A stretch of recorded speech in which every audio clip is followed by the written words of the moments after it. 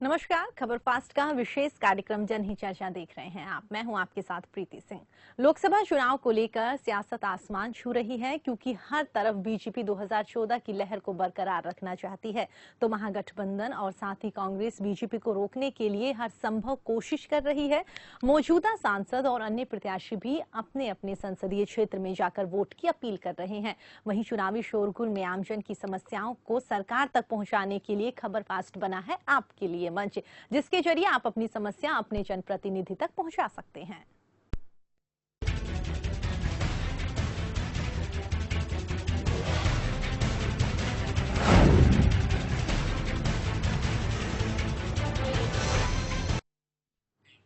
जनहित चर्चा में आज हम बात करेंगे यूपी के संसदीय क्षेत्र जौनपुर की, जहां इस बार मुकाबला त्रिकोणीय बना हुआ है, क्योंकि बीजेपी का विजय रथ रोकने के लिए अपनी 24 साल पुरानी दुश्मनी भुलाकर मायावती और मुलायम एक मंच पर आ गए हैं, तो कांग्रेस भी सत्ता के लिए तत्पर है। वहीं बीजेपी 2014 की लहर को भी बरकरार रखना चाह रही है।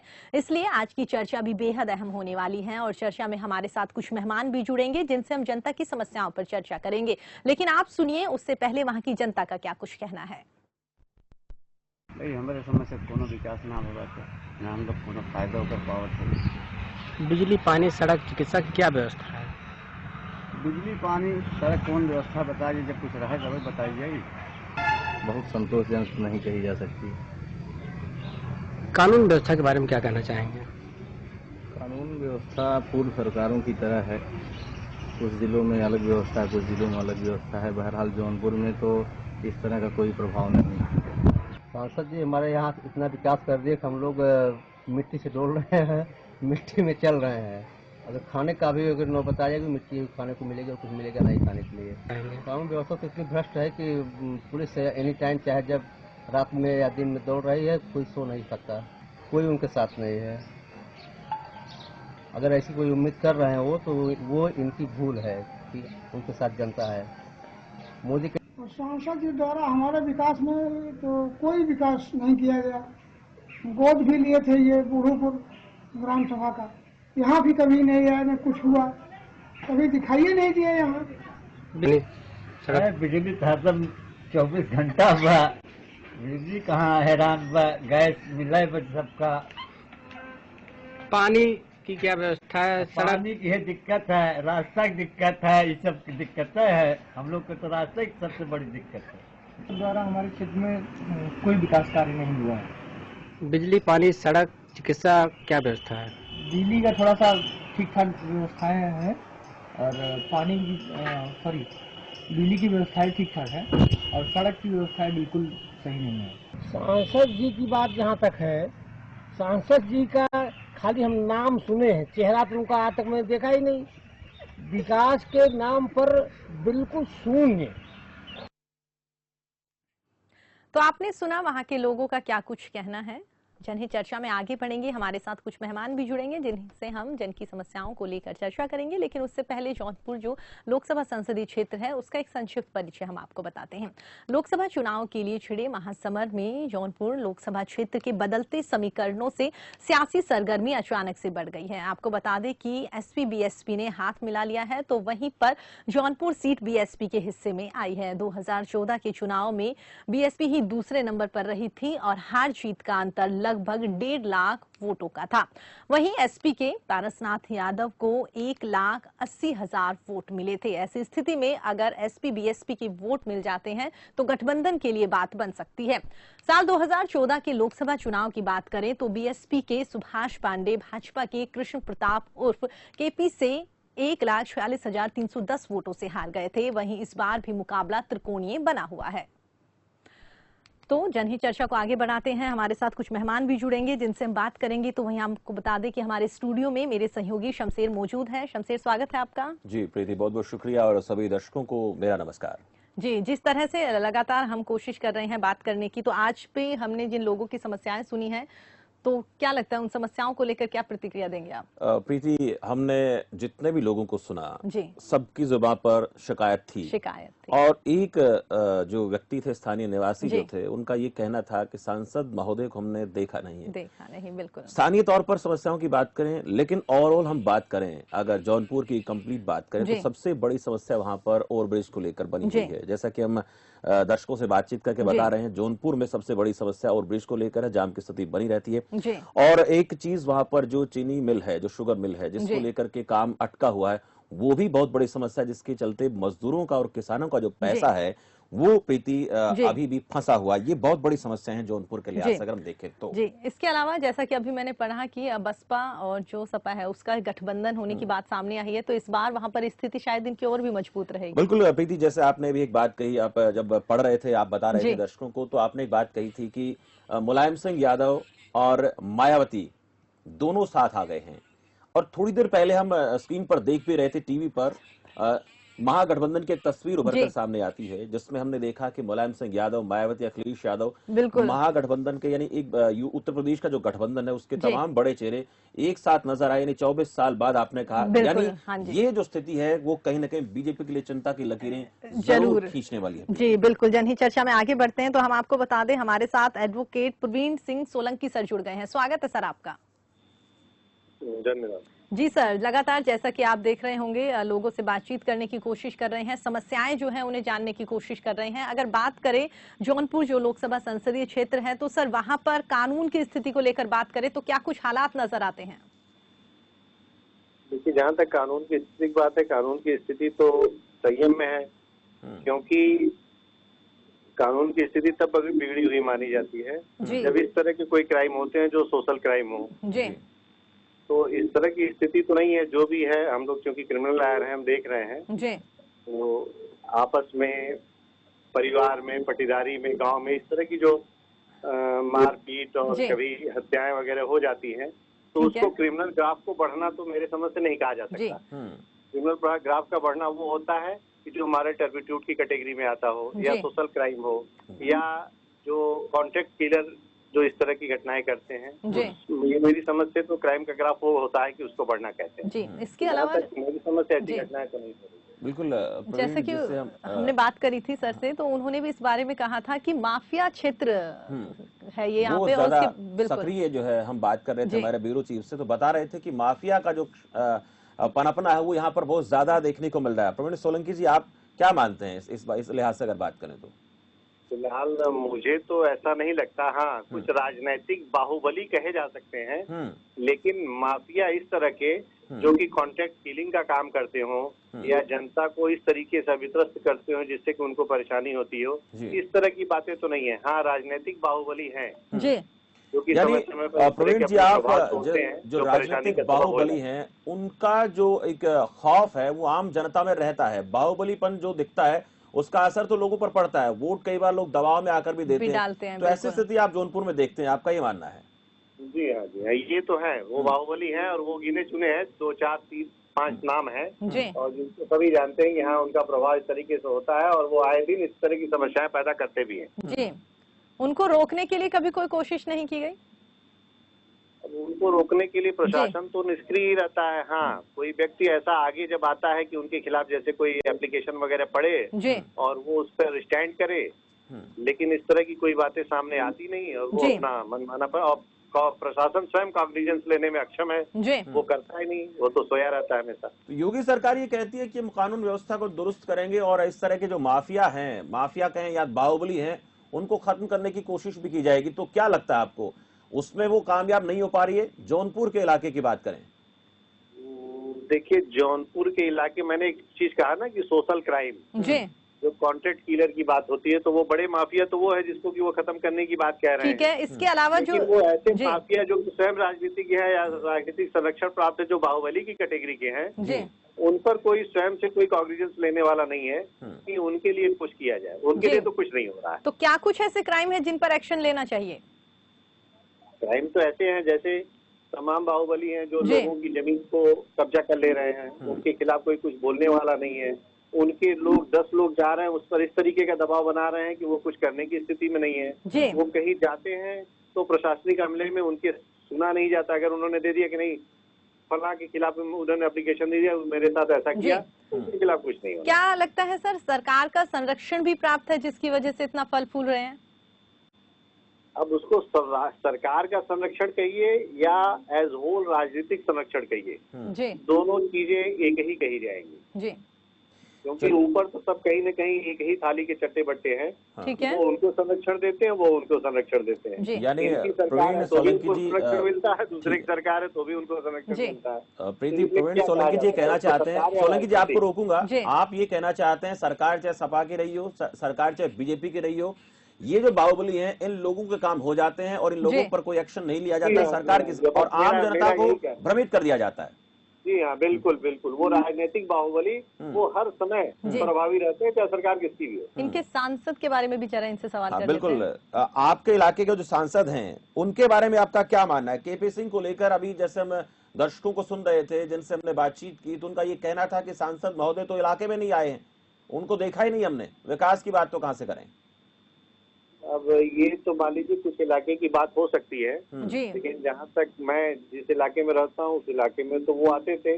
ठीक और है, बाहुबली की श्रेणी में तो उनको रखा नहीं जा सकता, क्योंकि वो तो बहुत ही निहायत, मैं तो समझता हूँ बहुत ही सीधे और सज्जन व्यक्ति हैं। हाँ, रह गई उनका राजनीतिक अप्रोच कितना है, कितनी पकड़ है, काम करवाने में कितने सक्षम है। प्रीति, छोटा सा सवाल जानना चाहेंगे। मैं प्रवीण सोलंकी जी आपसे एक बात और पूछना चाहूंगा, ओवरब्रिज को लेकर जौनपुर में समस्या बनी हुई है और इसके अलावा जो ड्रीम प्रोजेक्ट है मेडिकल कॉलेज की, अखिलेश यादव का जो ड्रीम प्रोजेक्ट था उसको भी लेकर के बात होती है, तो ये जो प्रोजेक्ट हैं क्यों रुके हुए हैं? लोगों को बड़ी दिक्कत होती है। अब ये प्रोजेक्ट तो अभी तो सरकार ही बता सकती है। हाँ, स्थानीय स्तर पे जो हमारे प्रतिनिधि होते हैं उसके लिए उत्तरदायित्व तो सही पूछिए वही है। अगर जनता को प्रॉब्लम हो रही है तो इनिशिएटिव उन्हीं को लेना चाहिए और किसी को नहीं, लेकिन वो ऐसा इनिशिएटिव नहीं ले रहे हैं, इसके नाते ये प्रॉब्लम बनी हुई है। जी, चलिए प्रवीण सर, आपने हमारे साथ बातचीत करी, हमारे सवालों के जवाब दिए, उसके लिए आपका बहुत बहुत धन्यवाद। जनहित चर्चा को शमशेर आगे बढ़ाते हैं तो हम आपको बता दें हमारे साथ लेक्चरर मोहम्मद अब्बास हमारे साथ जुड़ गए हैं। स्वागत है सर आपका खबर पास में। लगता है किसी तकनीकी खामी के कारण हमारा उनसे संपर्क नहीं हो पाया, हम दोबारा उनसे संपर्क करने की कोशिश करेंगे। तो शमशेर, सुना जिस तरह से इन्होंने कहा है कि वाकई सरकार के जो नुमाइंदे हैं उनको ध्यान देने की जरूरत है, जैसा कि आपने बताया कि अखिलेश का ड्रीम प्रोजेक्ट अभी तक अटका हुआ है। बिल्कुल, देखिए प्रीति, जो मेरे पास जानकारी है उसके लिहाज से मैं बात करूं तो यहाँ पर एक जो चीनी मिल को लेकर जो काफी लंबे अरसे से बंद पड़ी हुई है, तब समाजवादी पार्टी की सरकार भी रही तब से बंद ये पड़ी है। और योगी आदित्यनाथ मुख्यमंत्री बने तो उन्होंने भी तमाम बातें कही थी कि किसानों के जो गन्ने का बकाया मूल्य समय पर मिलेगा, लेकिन जब चीनी मिल ही काम नहीं करेगी तो फिर बकाया कहां से मिलेगा। बिल्कुल। दूसरी बात, वहां पर ओवरब्रिज को लेकर बात सामने आ रही है जो बहुत बड़ी समस्या है, क्योंकि कोई भी शहर जो बड़ा शहर है अगर वहां से रेलवे लाइन वहां से होकर गुजरती है और एक तरफ से न बल्कि 3-4 जगह ऐसी हैं जहां से रेल जो है क्रॉसिंग है, रेलवे क्रॉसिंग के दौरान आपको पता है जब जो रेलगाड़ी आती है तो घंटों घंटों लेट हो जाती हैं और शहर के आसपास जब स्टेशन होता है तो वहां से कई बार जो है उसको रोक दिया जाता है, फाटक बंद हो जाते हैं। ऐसी स्थिति में लोगों को लंबे समय तक लोगों को इंतजार करना पड़ता है। बहुत बड़ी समस्या है कि ये, और जिस मेडिकल कॉलेज की हम बात कर रहे हैं वो अखिलेश यादव का ड्रीम प्रोजेक्ट माना जाता है, जो आज तक पूरा नहीं हुआ है, जिसको लेकर उन्होंने कहा था कि यहाँ पर मेडिकल कॉलेज बनवाएंगे, लेकिन जब इसको लेकर मुख्यमंत्री योगी आदित्यनाथ से बात की जाती है तो उन्होंने कहा कि ओपीडी बनवा देंगे। ओपीडी भी शुरू नहीं हुई, बहुत बड़ी चिंता की बात। बिल्कुल शमशेर, आगे बढ़ते हैं तो हम आपको बता दें सर अब्बास हमारे साथ जुड़ गए हैं, लेक्चरर हैं वो। स्वागत है सर आपका खबर फास्ट में। स्वागत है जी सर, लगातार बातचीत, बिल्कुल सर, लगातार बातचीत कर रहे हैं, लोगों की समस्याओं को उठाने की कोशिश कर रहे हैं। अगर आपसे जानना चाहें, आप तो खुद लेक्चरर हैं सर, क्या कुछ हालात नजर आते हैं शिक्षा को लेकर? शिक्षा के नाम से जौनपुर को कहा जाता है और शिराज इल्म का शहर होता है। यहाँ पे शिक्षा को लेकर बहुत ज्यादा नई जो सांसद जो हमारे यहाँ वर्तमान सांसद है उन्होंने शिक्षा के क्षेत्र में बहुत ज्यादा काम नहीं किया, जबकि उनके कुछ महाविद्यालय हैं और स्कूल है।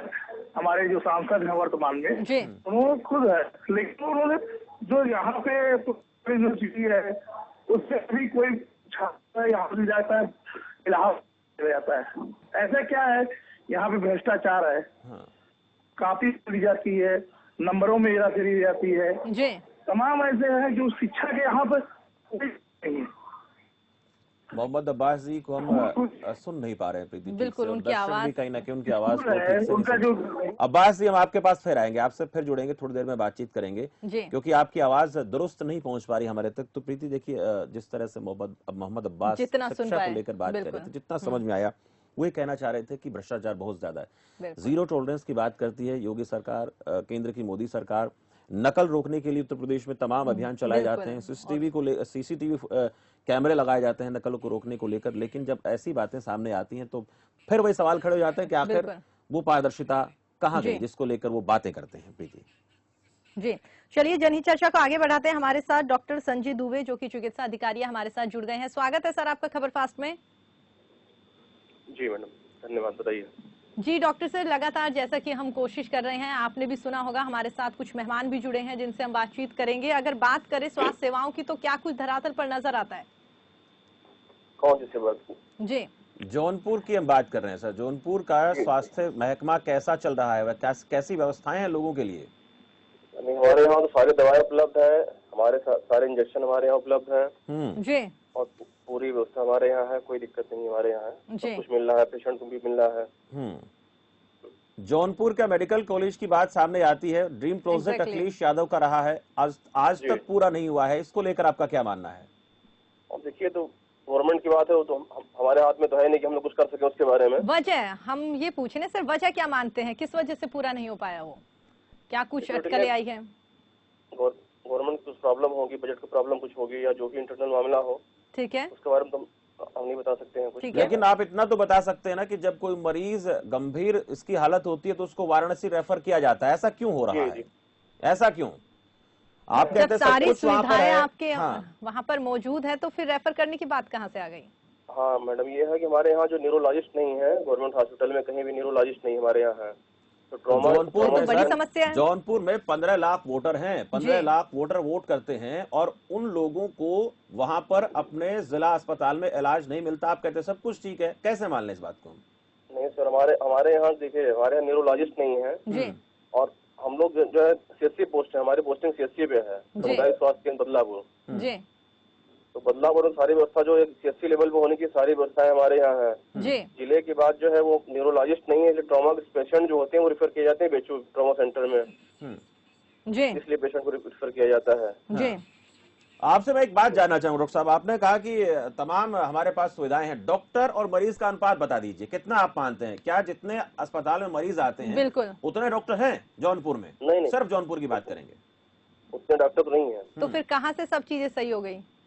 नहीं, मैं अपने यहाँ की बात कर रहा हूँ, जो हमारी सीएससी है, हमारी पोस्टिंग सीएससी पे है। जी, तो हमने कहा कि जौनपुर की पूरी स्थिति की हम बात कर रहे हैं, जौनपुर का पूरा जो लोकसभा क्षेत्र है उसको लेकर बात कर रहे हैं। कितनी दिक्कतें आपने सपा के राज में देखी, कितनी दिक्कतें आपको योगी सरकार में नजर आती? क्योंकि बहुत महत्वपूर्ण है और आप लोगों के लिए इसलिए महत्वपूर्ण हो जाता है कि जो समस्याएं उठाएंगे सरकार तक जाएंगी और आप लोगों को सुविधा भी होगी, फिर सरकार को इस पर सोचना पड़ेगा।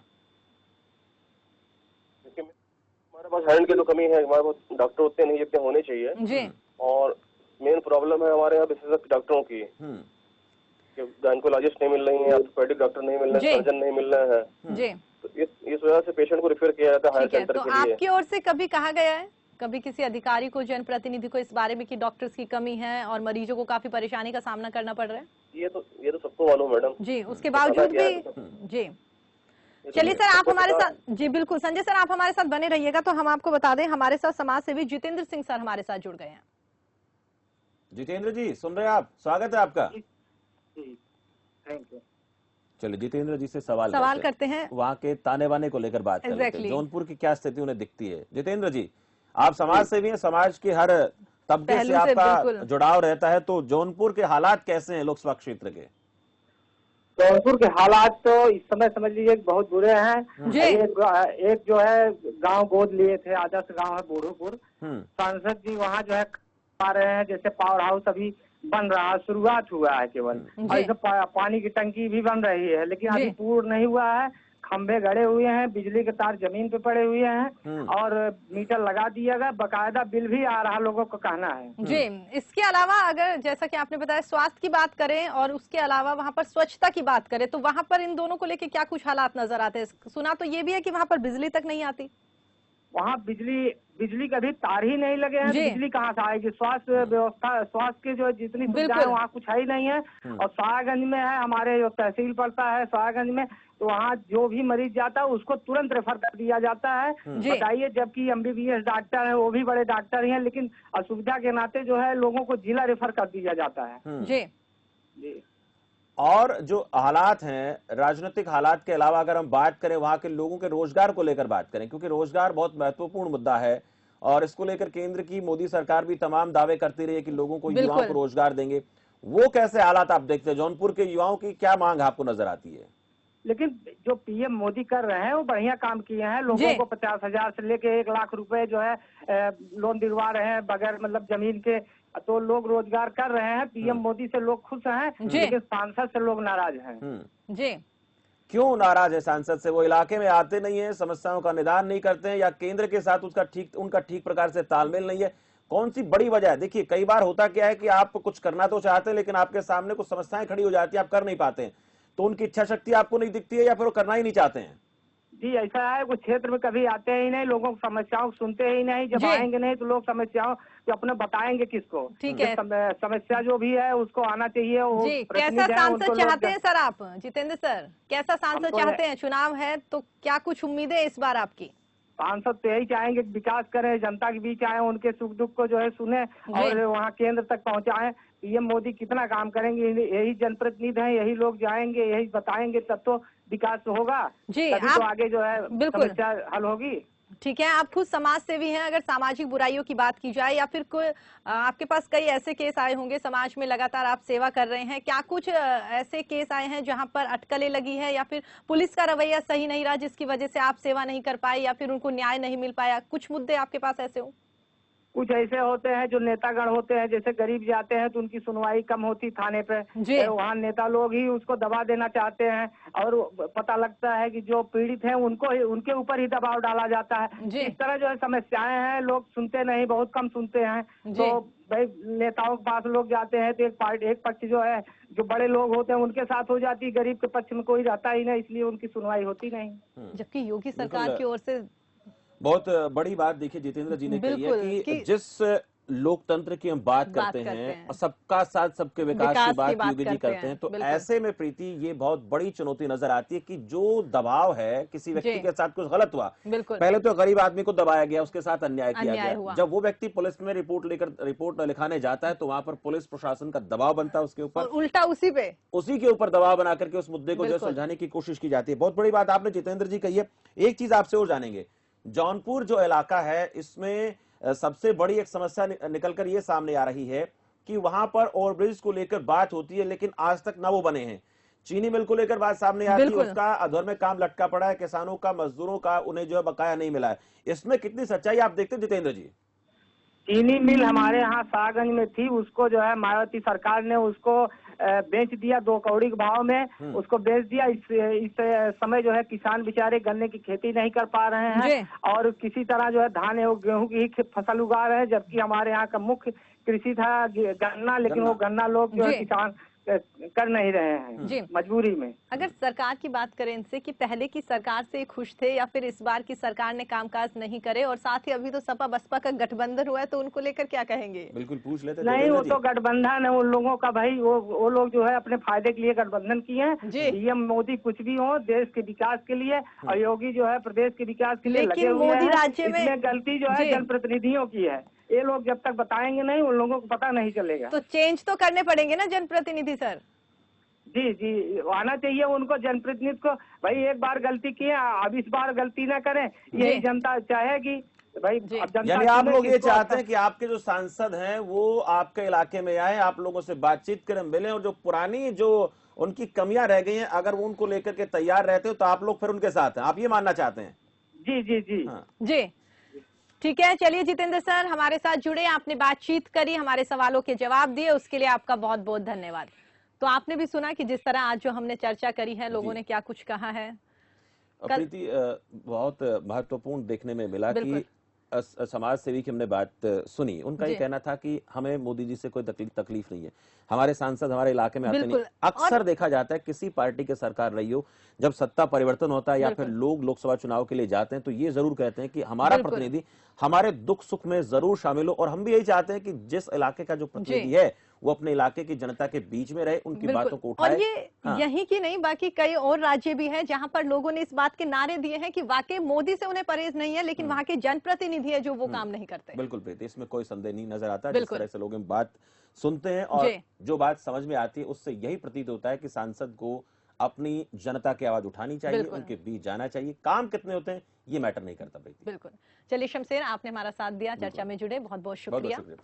तो हम आपको बता दें आज के लिए जनहित चर्चा में बस इतना ही। कल फिर एक नई लोकसभा सीट को लेकर चर्चा होगी और आपकी समस्या पर आज की तरह ही प्रतिनिधि से सीधे सवाल करने की कोशिश करेंगे। तब तक आप बने रहिए हमारे साथ। नमस्कार।